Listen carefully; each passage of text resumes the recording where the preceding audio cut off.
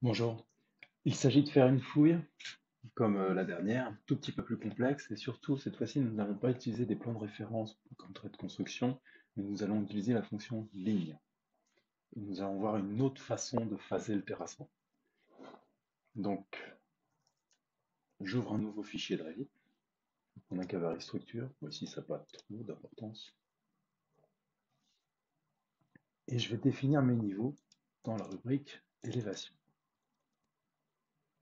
Donc, mon niveau 0, le local, je vais utiliser la fonction gérer, spécifier les coordonnées du point. Et ici, il est à 28,36 mètres. Là, je suis en mètres. Pour le premier, je vérifie, je fais attention. Le deuxième, je peux le rentrer soit en tapant la formule ici, soit en tapant la formule ici.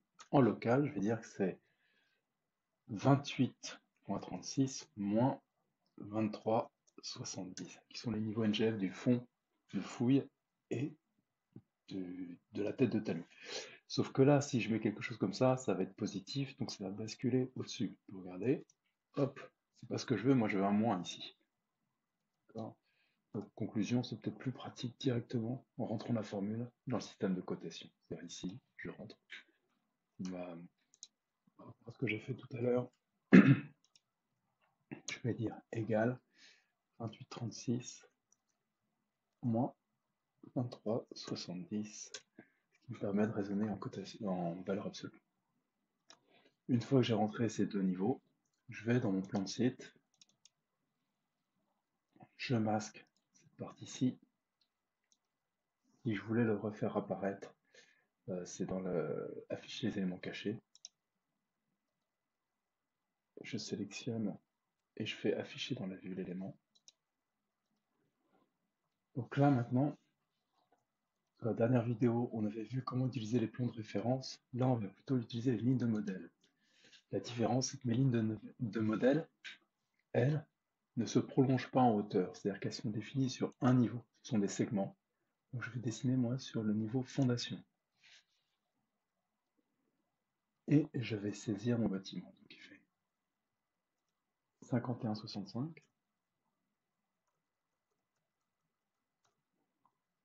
Ensuite, 36 mètres 25. Et là, je ne sais pas trop. Donc, je vais juste saisir de façon un petit peu à l'œil mon bâtiment. Et par exemple, ce trait-là, pour bien le positionner, quand je clique dessus, j'ai deux cotes. Je peux choisir de les faire s'afficher ou juste je vais les modifier. Donc celle-ci, je sais que là, ça fait 23 mètres 76. Bon. Je vais faire pareil pour celui-ci par rapport à ce trait-là. Je sais, non, pardon, par rapport à ce trait-ci, je sais que ça fait 21,31. Voilà. Et là, j'ai placé mon bâtiment. Alors, je vais déplacer cette chose-là.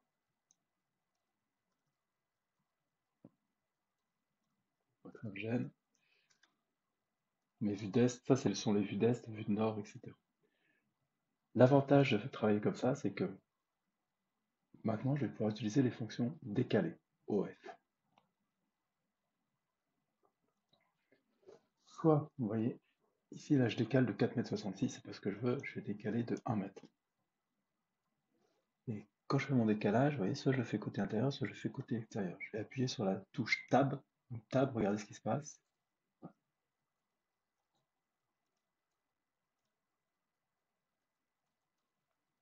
Allez, trompé. Si j'appuie sur Tab, vous voyez, il me sélectionne soit une ligne, soit un ensemble de lignes, le contour. Donc, je sélectionne ça.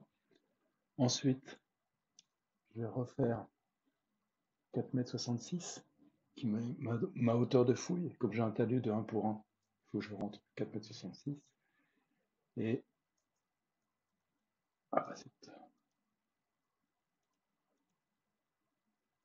voilà.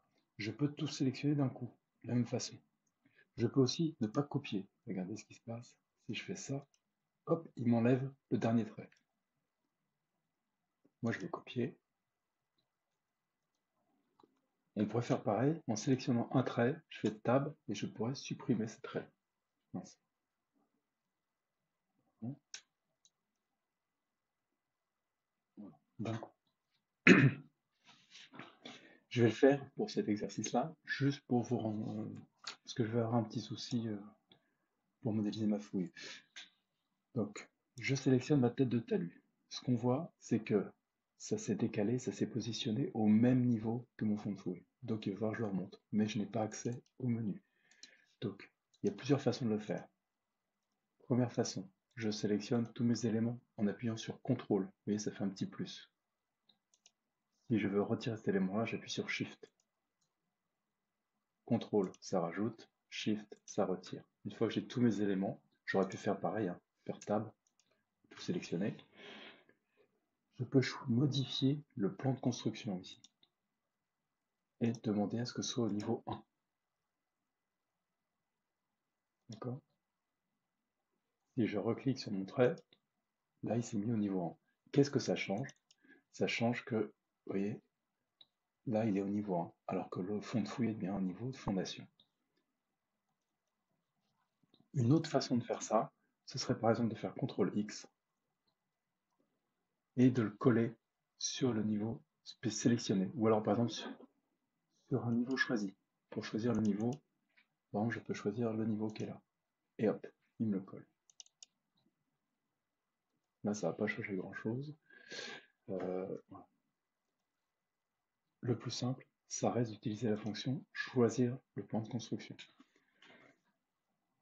Maintenant, on va changer un peu de stratégie, on va modéliser la fouille. Je vais faire le terrain existant. Donc, je vais dans volume et site, surface topo, je me place à 0. Mais il n'y a pas de choix, c'est forcément en élévation absolue. Et je sélectionne une surface topo qui déborde un peu de mon bâtiment. Ça, c'est mon terrain.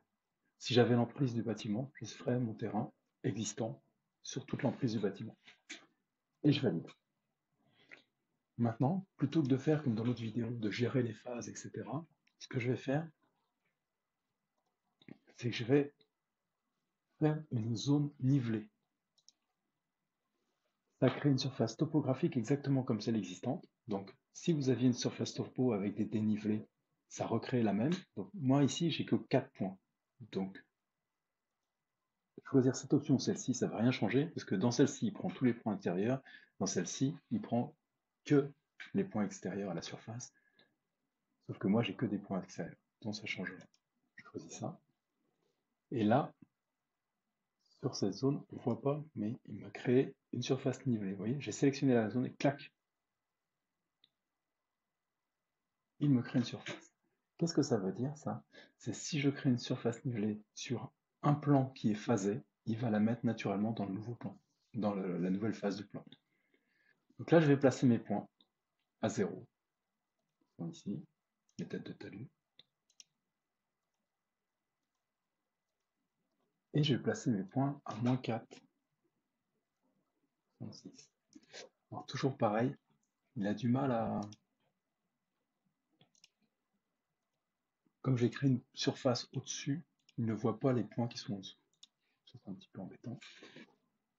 Je vais lui afficher, je vais lui demander d'afficher les lignes de niveau. Et comme je suis à moins 4,66, je vais mettre moins 5,5 pour le niveau de la Terre. Là, je vois rien.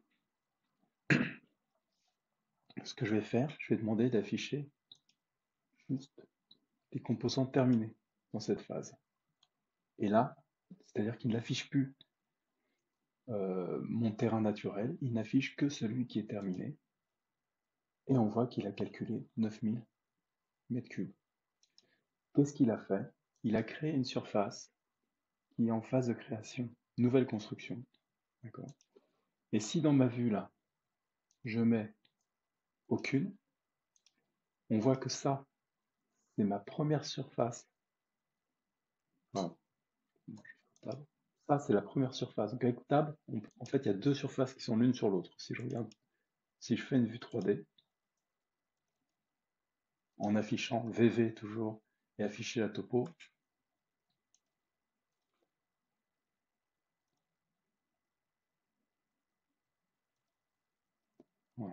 Donc là, j'ai ma surface créée, et si je mets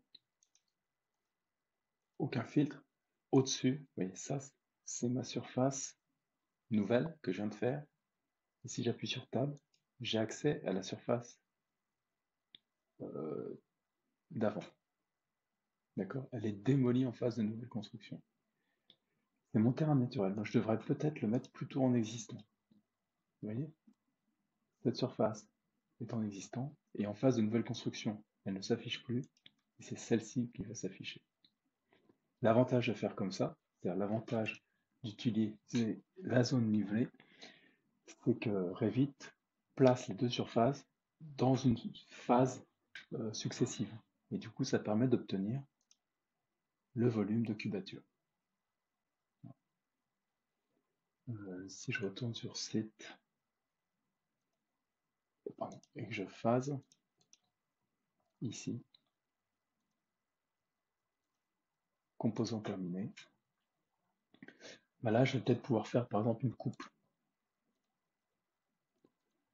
Ma coupe, je vais lui donner une profondeur, donc je peux choisir de regarder vers la droite ou vers la gauche. Par exemple, je vais regarder vers la gauche et je vais voir cette partie-là, juste cette partie de talus en plus. Si je veux voir ça, je regarde ce que ça me donne. Je vais sur ma coupe. Ma coupe, on voit rien, toujours pareil. Pourtant, je décadre, on voit toujours rien. Je fais VV. Et dans Topo, il faut que j'active la partie Topo pour voir mon talus. Je vais décaler un petit peu mes lignes de niveau. Là, ici, on voit rien. Pourtant, j'avais mis 5,5. Il faut que j'aille dans VV. Et dans Topo, je vais faire... Alors, soit je le fais dans le paramètre du matériau, soit ici, je vais remplacer. Je vais mettre un paramètre de terre, par exemple, en une espèce de marron. Et là, je me rends compte qu'il a tout coupé. Pourquoi? Parce que, voilà, j'ai pas mis de filtre de phase. Donc là, il y a deux terrains en fait. Il y a mon terrain, vous voyez, nouvelle construction, et j'ai mon terrain ancien, existant. Si je veux que ne s'affiche que mon terrain projeté, en phase de travaux, je choisis la phase qui me permet de le représenter. Et là, on voit bien la partie coupée et la partie du talus qui se trouve derrière. C'est-à-dire, si je regarde sur mon site, c'est cette partie-là.